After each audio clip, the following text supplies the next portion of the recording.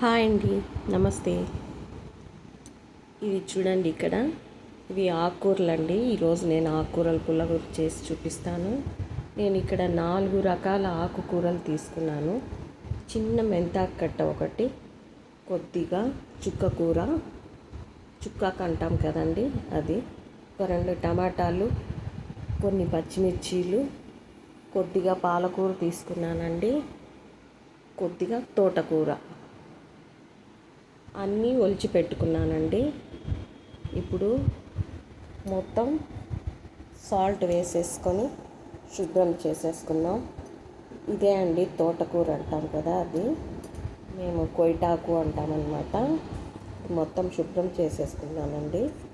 Salt వేసేసుకొని మొత్తం కడిగేసుకొని స్ట్రైనర్లో వేసేసుకున్నానండి అన్నీ. నేను చూడండి, ఇప్పుడు అన్నీ కుక్కర్లో వేసేసుకుందామండి. అన్నీ కుక్కర్లో వేసేసుకున్నాను. ఇప్పుడు కొత్తిమీర కూడా ఒక గుప్పెడు వేసుకున్నాను అన్నమాట. ఇందులో కట్ చేసుకున్న ఆనియన్ సగం వేస్తున్నానండి, సగము పోపుకు అన్నమాట. పచ్చిమిర్చీలు కూడా కట్ చేసి వేసేసుకున్నాను, టమాటాలు కూడా కట్ చేసి వేసేసుకున్నానండి.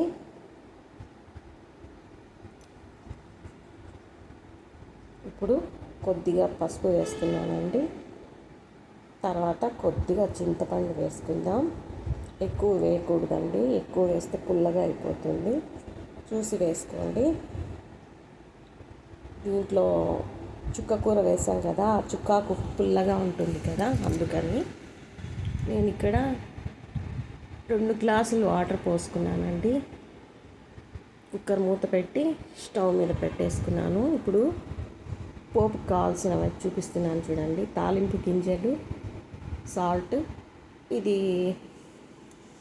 వడియమంటారండి, ఇంతకుముందు చూపించాను కదా, చాలా బాగుంటుంది పోపులో వేస్తే. ఆ సగం ఆనియన్, ఒక 3 వెల్లుల్లి రెబ్బలు కట్ చేసి పెట్టుకున్నాను, ఒక 2 ఎండుమిర్చి, కొద్దిగా కరివేపాకండి. చూడండి, ఆకుకూరలన్నీ ఉడికిపోయాయి. ఇప్పుడు ఇందులో ఉన్న వాటర్ అంతా ఒక బౌల్లోకి వంపేసుకుందామండి. నేను మొత్తం వంపేసుకున్నాను. ఇప్పుడు సాల్ట్ వేసేసుకొని అంతా రుద్దేసుకుందామండి. మెత్తగా రుద్దుకోవాలన్నమాట. మీకు కారం వద్దు ఎక్కువ అనుకుంటే ఇందులో పచ్చిమిర్చి తీసి కొద్దిగా పక్కన పెట్టేసి రుద్దుకొని చూసి వేసుకోండి. నేను పక్కన తీసి పెట్టుకున్న వాటర్ కొద్దిగా వేసి రుద్దేసుకుంటున్నానండి.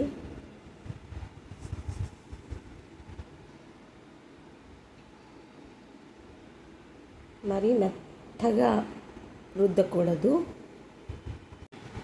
మరి మెత్తగా ఉన్నా బాగుండదండి. ఇలా రుద్దుకోవాలి. చూడండి, నేను చూపిస్తున్నాను, ఇలా రుద్దుకోవాలన్నమాట.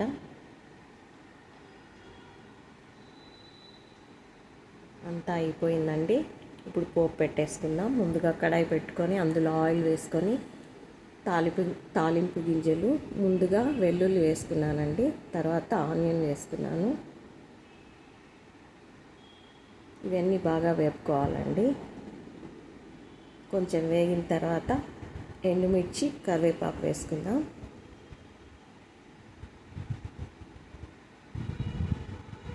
చూడండి, ఎండుమిర్చి, కరివేపాకు కూడా వేసేసుకున్నాను.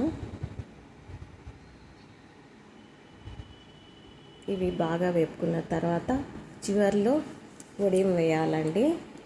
ఇది ముందే వేయకూడదు, మనం పోపు అందులో వేసుకునే ముందు వేయాలన్నమాట. కానీ ఈరోజు నేను పోపులోనే పుల్లగూర వేసేసాను. నేను ఎప్పుడు పోపు తీసి పప్పులో వేస్తాను. ఇప్పుడు ఇదంతా మొత్తం కలిపేసుకొని ఇంకొద్దిసేపు ఉడికించాలండి. టేస్ట్ అయితే చాలా బాగుంటుందండి. తప్పకుండా ఒక్కసారి ట్రై చేసి చూడండి. చూడండి, మెయిన్ ఇందులో వడియం వేసాం కదండి, దానివల్ల చాలా టేస్ట్ బాగుంటుందన్నమాట. ఆకుకూర పప్పుల్లో పుల్లగూరల్లో వడియం చాలా టేస్టీగా ఉంటుంది. చూడండి, నచ్చితే లైక్ చేయండి, సబ్స్క్రైబ్ చేసుకోండి.